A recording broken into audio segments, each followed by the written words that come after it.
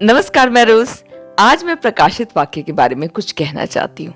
प्रकाशित वाक्य को समझना है तो हमें पूरे बाइबल को उत्पत्ति से लेकर यहूदा तक पढ़ना होगा। मान लो हम एक 66 चैप्टर का एक बुक पढ़ रहे हैं। मैं बाइबल को कोई साधारण बुक नहीं बोल रही हूँ, मैं एग्जाम्पल बता रही हूँ कि अगर मान लो कोई बुक जिसमें 66 अध्याय है तो आप 65 और 66 अध्याय को पहले नहीं पढ़ेंगे, क्योंकि ऐसा करने से आपको कुछ नहीं समझ में आएगा।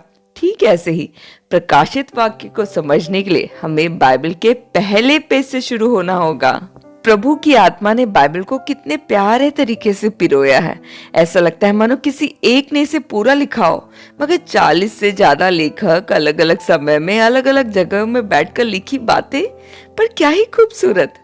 उत्पत्ति को मूसा ने 1400 या 1500 बीसी में लिखना शुरू किया, जिसे यूहन्ना एडी 90-95 में खत्म कर रहे हैं। मगर फिर भी उत्पत्ति और प्रकाशित वाक्य ऐसे हैं मानो एक ही बुक के पहले और आखिरी अध्याय हो। उत्पत्ति में जो जो शुरू हुआ वो प्रकाशित वाक्य में खत्म हो रहा है और फिर एक नए की शुरुआत हो रही है। आज हम मिलकर उन बातों को देखने जा रहे हैं। कुछ वचनों के द्वारा जरा देखें कि पहली सृष्टि में ऐसा क्या क्या था जो परमेश्वर ने उत्पत्ति में शुरू किया और जो रेवलेशन के आते तक खत्म हो जाता है, और किस नए की शुरुआत की। चलिए देखते हैं। उत्पत्ति 1:1 आदि में परमेश्वर ने आकाश और पृथ्वी की सृष्टि की। अब प्रकाशित वाक्य 21:1 देखे। मैंने नए आकाश और नए पृथ्वी को देखा, क्योंकि पहला आकाश और पहली पृथ्वी जाती रही है। तो पहला खत्म, अब नए की शुरुआत हो रही है। पहले वाले पृथ्वी में सूरज और चांद था। उत्पत्ति 1:16। तब परमेश्वर ने 2 बड़ी ज्योतियां बनाई। उनमें से बड़ी ज्योति को दिन पर प्रभुता करने के लिए और छोटी ज्योति को रात पर प्रभुता करने के लिए बनाया। तो सूरज और चांद बनाया। प्रकाशित वाक्य 21:23 में हम देखेंगे कि अब सूर्य और चांद की जरूरत नहीं, उनका टाइम खत्म, उनका इंपॉर्टेंस खत्म हो गया। पढ़ते हैं। उस नगर में सूर्य और चांद के उजियाले की आवश्यकता नहीं। जब उत्पत्ति में हम देखते हैं पहले उजियाला फिर सूर्य और चांद बना, सूर्य के बिना भी उजियाला है। अब यहाँ सूर्य और चांद का फंक्शन खत्म हो गया। अब देखते हैं उत्पत्ति 1:16 में सूर्य और चांद की वजह से रात बना। तब परमेश्वर ने 2 बड़ी ज्योतियां बनाई। उनमें से बड़ी ज्योति को दिन पर प्रभुता करने के लिए और छोटी ज्योति को रात पर प्रभुता करने के लिए बनाया। तो दिन और रात बने। प्रकाशित वाक्य 22:5 में हम देखते हैं फिर रात ना होगी, क्योंकि सूर्य भी नहीं और चांद भी नहीं। उत्पत्ति 1:10 में हम देखते हैं कि परमेश्वर ने समुद्र बनाया। पढ़ते हैं। परमेश्वर ने सूखी भूमि को पृथ्वी कहा तथा जो जल इकट्ठा हुआ उसको उसने समुद्र कहा। अब प्रकाशित वाक्य 21:1 में देखते हैं और समुद्र भी ना रहा। तो देख रहे हैं जो उत्पत्ति में बनाया वो एक एक करके चला जाएगा। उत्पत्ति के 2:8 में हम देखते हैं कि इंसानों को रखने के लिए वाटिका बनाया गया। यहोवा परमेश्वर ने पूर्व की ओर अदन में एक वाटिका लगाई और वहां आदम को, जिसे उसने रचा था, रख दिया। मगर जब हम प्रकाशित वाक्य में देखते हैं तो इस वाटिका के बदले एक पवित्र नगर को हम देखते हैं। प्रकाशित वाक्य 21:10 पवित्र नगर यरूशलेम को स्वर्ग से परमेश्वर के पास से उतरते दिखाया। वापस उत्पत्ति के अध्याय 2:18 से 25 में हम आदम का विवाह, उसके लिए एक पार्टनर, उसके संगी को देते हुए हम देखते हैं। वो बस एक परछाई था, उसका रियल मीनिंग प्रकाशित वाक्य 19:7, 21:9 में हम मेमने का विवाह देखते हैं। आओ हम आनंदित और मगन हो और उसकी स्तुति करें, क्योंकि मेमने का विवाह पहुंचा है। उसकी दुल्हन ने अपने आप को तैयार कर लिया है। तो आदम के विवाह के बदले अब मेमने का विवाह।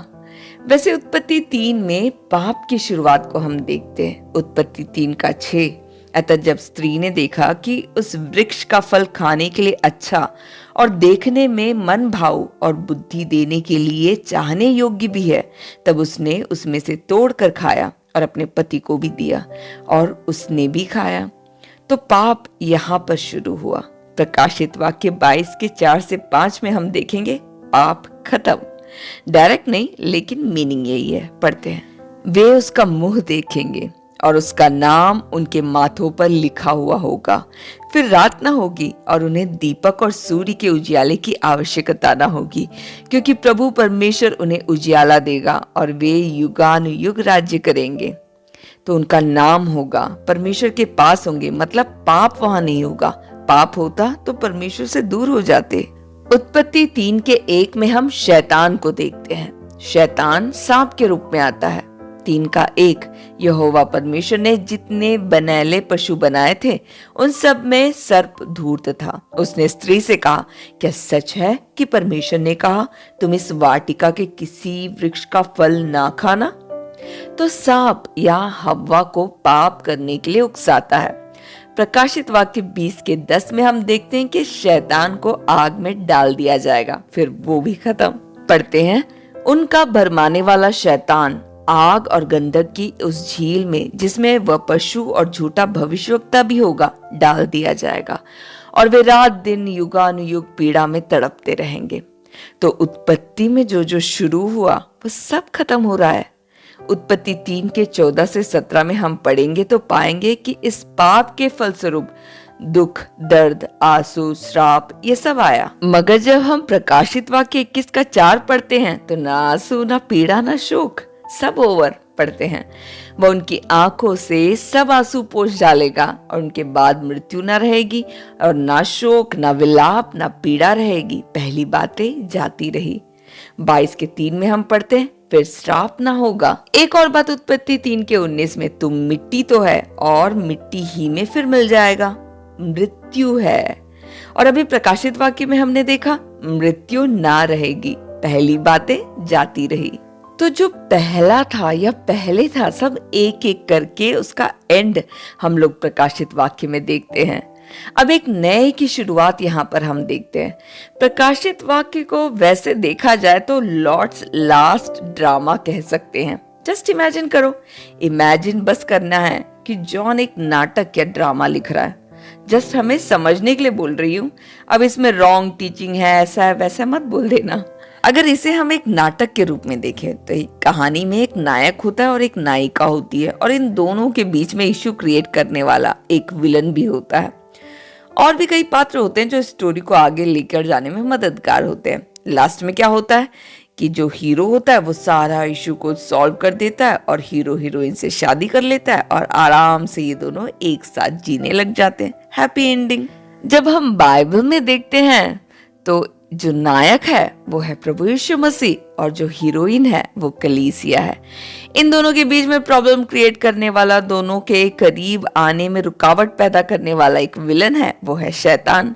ये अलग अलग रूप और पात्र में आता है, कभी झूठा भविष्यवक्ता, कभी एंटी क्राइस्ट। उसका हमेशा से कोशिश होता है कि कैसे भी हीरोइन हीरो से दूर हो जाए, अपने हीरो के प्रति वफादार ना रहे, निर्मल और पवित्र ना रहे।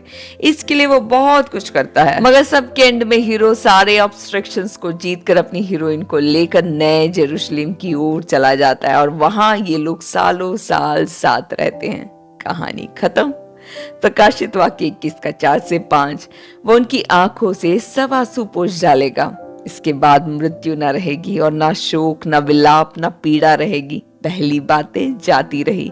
जो सिंहासन पर बैठा था उसने कहा, देख मैं सब कुछ नया कर देता हूँ। तो सब कुछ नया करने वाले उस जगह की ओर है हमारी यात्रा। हम लोग हीरोइन हैं। हीरोइन को बहुत सारे चैलेंजेस है, बहुत सारी बाधाएं हैं, मगर प्रेम, आशा, धीरज और विश्वास के साथ वो इंतजार कर रही है कि उसका हीरो उसे लेने आएगा। वो अपने आप को ऐसे तैयार कर रही है कि ना तो उसमें कलंक, झुर्री और ना ऐसा कुछ हो जो हीरो को ना भाए, बल्कि अपने आप को पवित्र और निर्दोष उसके बाहों में सौंपने की चाह और तैयारी करती वो सुनहरे प्रतिज्ञाओं की बाट जोती है। और जल्द ही उसका हीरो आएगा और फिर वो उसके साथ हमेशा रहेगी। दी एंड। है ना ब्यूटीफुल हमारी स्टोरीज। चलिए तो फिर आज के लिए इतना ही। अगले वीडियो में फिर से मुलाकात होगी। तब तक के लिए हंसते मुस्कुराते रहिए, वचन और आत्मा में बढ़ते रहिए और अपने आप को एक दुल्हन की तरह सजा कर रखिए, क्योंकि हीरो आने वाला है। प्रभु यीशु मसीह आप सभी को आशीषित करे। धन्यवाद।